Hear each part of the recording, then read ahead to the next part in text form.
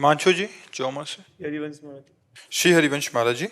महाराज जी, निंदा सुनने से कैसे बचें? बोलने पर तो हमारी गलती है, लेकिन सुनने से कैसे बचें? अब हमें कुछ नहीं सुनाई दे रहा, अगर थोड़ा भी सुनाई दे तो राधा राधा राधा राधा राधा।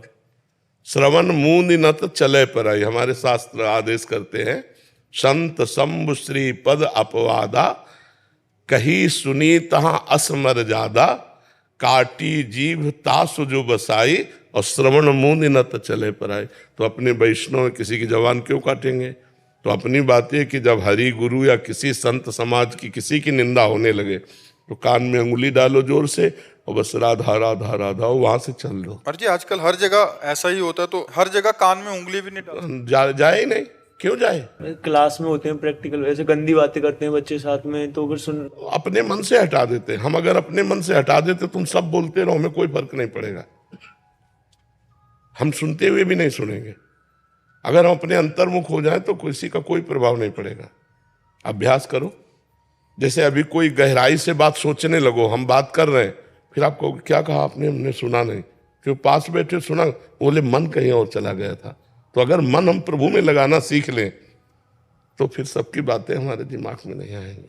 कोलाहल हो रहा, चिड़ियां चहक रही, बस ऐसे माने जिसकी मति जो है उतना ही बोल पाएगा, उतना ही सोच पाएगा। सोचने दो, बोलने दो उसे, अपने राधा राधा राधा उधर ध्यान नहीं देते। कानों में पड़ रही ध्यान नहीं देते तो कोई फर्क नहीं पड़ेगा, कानों में पड़ रही ध्यान दिया, उसमें रस लेने लगे तो फर्क पड़ जाएगा।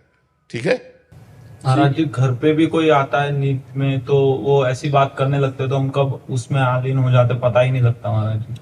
हाँ, बचना तो पड़ेगा, क्योंकि 100 में एक कोई भगवत मार्ग की बात करने वाला मिलेगा। 100 में क्या, 1000 में। नहीं तो प्रायः लोग संसार की बातें और संसार में निंदा स्तुति होती है, किसी की बड़ाई किसी की बुराई, यही संसार के लोग बातचीत करते हैं। तो अपने को उस समय नाम जप करना चाहिए, प्रभु का नाम जप करके बचना चाहिए। क्योंकि अब जब रिश्तेदार है तो उससे कह नहीं सकते चुप हो जाओ, रिश्तेदार है तो उसके पास सम्मान के लिए बैठना होगा, हाँ में हाँ मिलानी होगी। बस अंदर से असंतुष्ट रहो कि ये सब बातें ठीक नहीं, तो उनका प्रभाव आपके ऊपर नहीं पड़ेगा।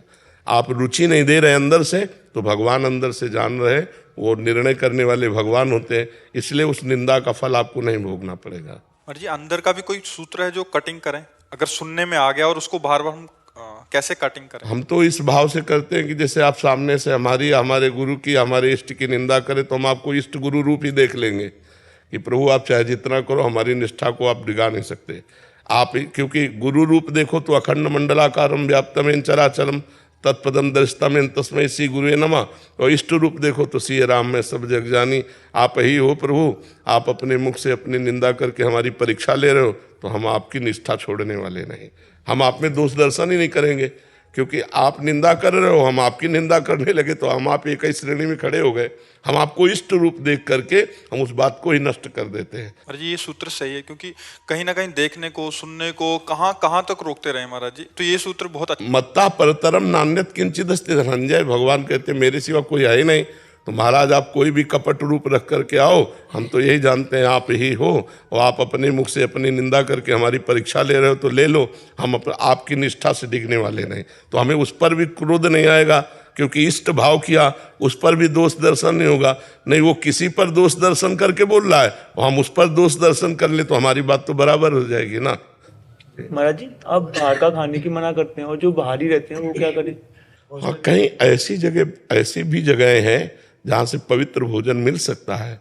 ऐसा नहीं कि सब होटलों में मांस बिकता हो, बहुत से ऐसे होटल हैं जो सात्विक हैं। सात्विक तो है महाराज जी, ऐसे विचार सही नहीं रहते, नहा के नहीं बनाते। पर अब इतना तो नहीं हो सकता कि किसी वैष्णव को भोजन बनाने में लगाया जाए। अब हैं तो संसारी, तो अपने भाव पवित्र करते हैं। भोजन सामने आया, नाम कीर्तन थोड़ा किया मन से, राधा राधा राधा, और भगवान को अर्पित किया, पा लिया, तो वो पवित्र हो जाएगा, वो सात्विक बुद्धि प्रकट करेगा। और कहीं भगवान विराजमान है, उनको भोग लगा दिया, तब तो परम पवित्र हो जाएगा। सुबह तो हम बाहर से टिफिन लाते हैं, मैं भी हॉस्टल में रहता हूँ, तो और शाम को मैं घर पे ही बना के भोग श्री जी को लगा के सेवा करके। हाँ, बिल्कुल बिल्कुल ठीक है।